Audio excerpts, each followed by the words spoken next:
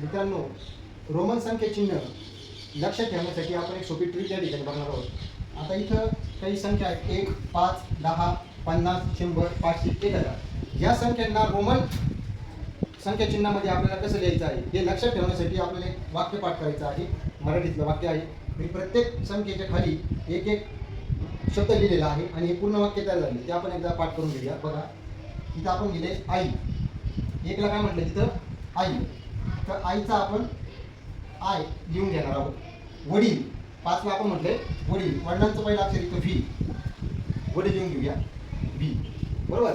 म्हणजे 1ला आपण काय म्हणतो रोमन लिपीत आय. 5ला काय म्हणतो आपण? व्ही. 10. आता इथे किती आले? 10. एक्सप्रेसने एक्स. लाडू. 50ला आपण लाडू म्हटले तर लाडूचा एल आपण लिहून घेऊया.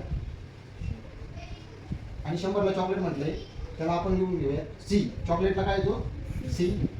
500ला म्हटलंय दहीवडे. दहीवडेचा पहिला अक्षर काय द, त्याला आपण म्हणतो डी. बरोबर आहे. आणि मागवतात 1000 म्हणतो मागवतात एम.